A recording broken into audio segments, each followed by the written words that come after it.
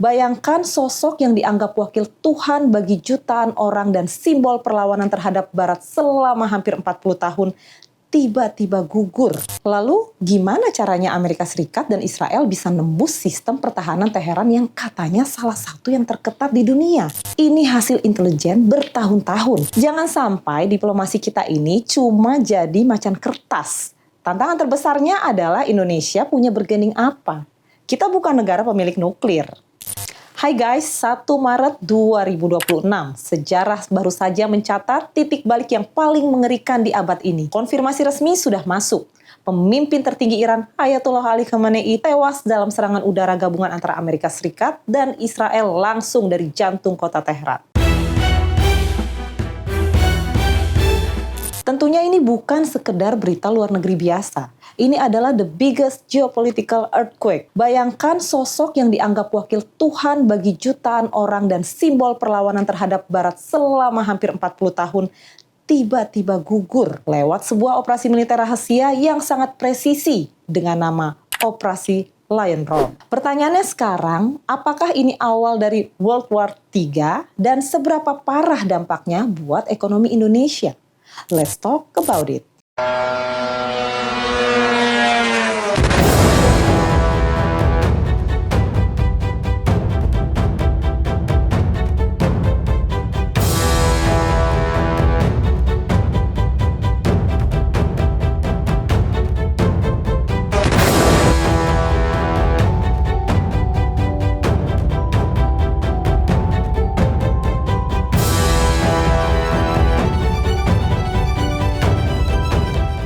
Sebelum kita bahas ledakannya, kita harus tahu dulu siapa targetnya. Ali Khamenei bukan presiden biasa yang bisa diganti setiap pemilu tiap 5 tahun.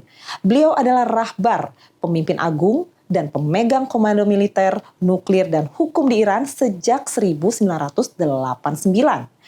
Oke, buat kalian yang mungkin baru dengar namanya pas ada berita serangan kemarin, siapa sih sebenarnya Ayatollah Ali Khamenei ini? Bayangin dia ini udah jadi the real leader di Iran sejak 1989.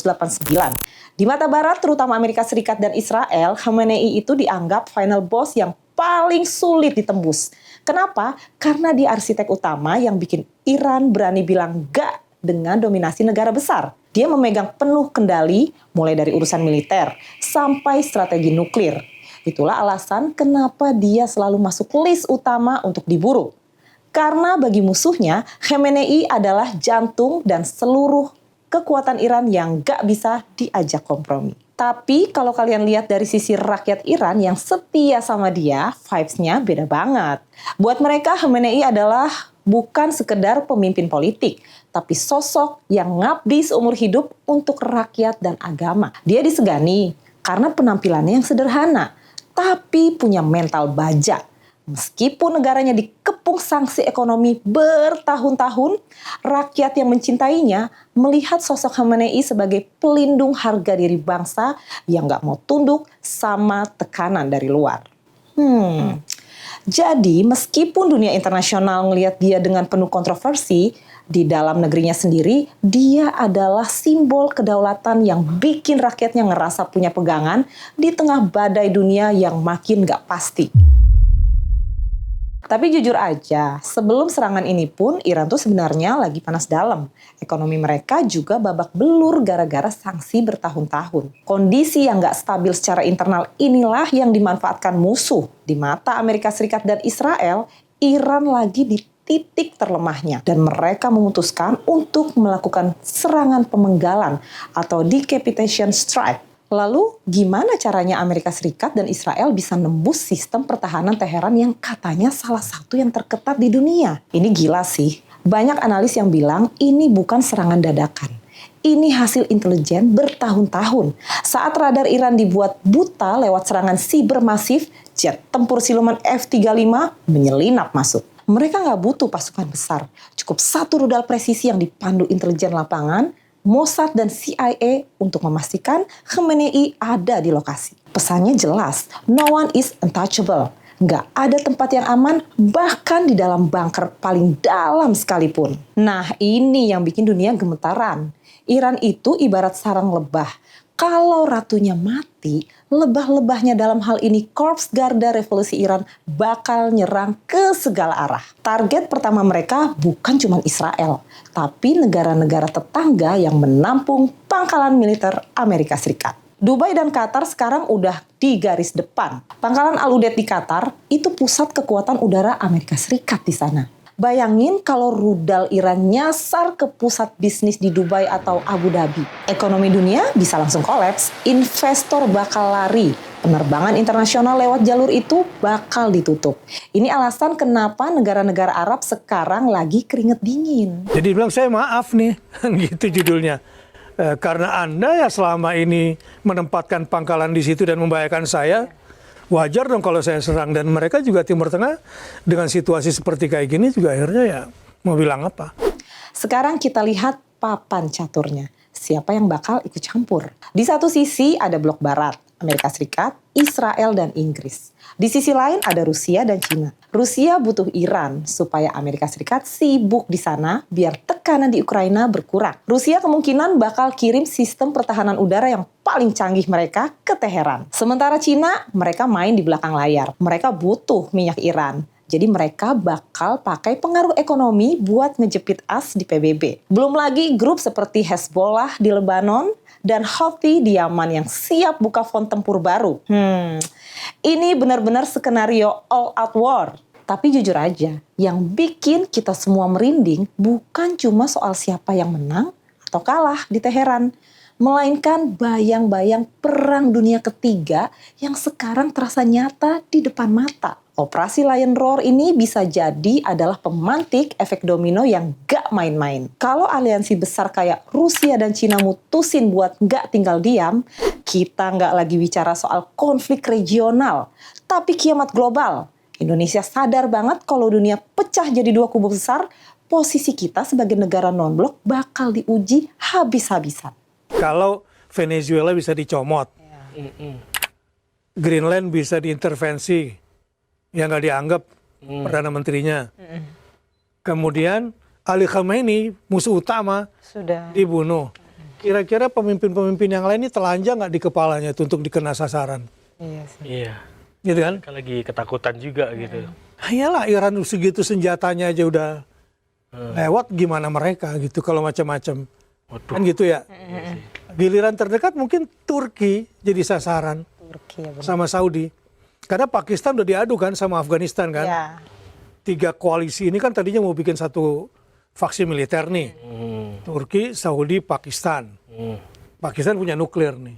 Pakistan sudah dipancing perang sama Afghanistan dan ini yang mainin ya dia juga nih. Plus India. Terus India ya di situ. Ya, Ya udah, iya. main di situ. Terus Indonesia gimana? Kita kan jauh di Asia Tenggara. Wait, secara diplomasi Indonesia pasti bakal vokal banget di PBB. Membunuh pemimpin negara lewat serangan udara itu ilegal secara hukum internasional. Kita punya hubungan moral sama Iran, tapi kita juga butuh kerjasama ekonomi sama Barat. Tapi jujur aja, kita harus kritis. Seberapa kuat sih suara Indonesia di tengah raksasa yang lagi haus darah? Menjadi mediator itu bukan cuma modal niat baik atau senyum diplomasi. Apakah Iran yang baru saja kehilangan ayah bangsanya dalam operasi Lion Roar bakal mau duduk tenang cuman karena diajak bicara oleh negara yang jaraknya ribuan kilometer dari Teheran? Jangan sampai diplomasi kita ini cuma jadi macan kertas. Tantangan terbesarnya adalah Indonesia punya bergening apa? Kita bukan negara pemilik nuklir. Kalau Amerika Serikat dan Israel merasa di atas angin setelah melumpuhkan Khamenei dan Iran sudah di tahap balas dendam total, tawaran mediator kita bisa saja cuma dianggap angin lalu. Indonesia harus membuktikan bahwa kita punya kunci yang nggak dimiliki negara lain. Entah itu lewat solidaritas negara muslim atau pengaruh kita di jalur dagang global sebelum tawaran damai itu cuma jadi catatan kaki di buku sejarah. Karena dampaknya ke kita bukan cuma soal politik, tapi soal ekonomi dan energi. Kalau Selat Hormuz ditutup, harga minyak mentah dunia bakal bikin subsidi BBM bisa jebol. Kalau harga barang naik, harga BBM naik, inflasi menggila, itu horor banget buat kita semua. Pemerintah kita sekarang lagi main catur tingkat dewa. Gimana caranya tetap kritis ke Amerika Serikat dan Israel, tapi tetap jaga ekonomi biar nggak ikut hancur. Dunia digital bikin kita bisa nonton perang secara live dari HP. Tapi jangan sampai kita kehilangan empati. Kematian Khamenei mungkin dianggap kemenangan politik oleh sebagian orang. Tapi bagi jutaan orang di Timur Tengah, ini adalah luka yang bakal memicu dendam lintas generasi. Tapi guys, di balik semua analisis peta kekuatan dan harga minyak ini, ada satu hal yang paling sering terlupakan, yaitu kemanusiaan.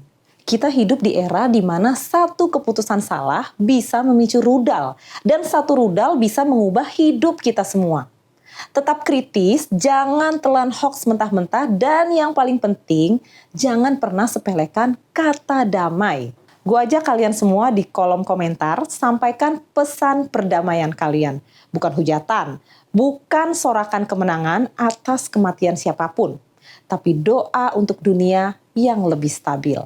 Karena di akhir hari, kita semua bakal tinggal di bawah langit yang sama. Gua Fitri Ramadhani, mari kita kawal perdamaian ini. Stay safe, stay human. Caps!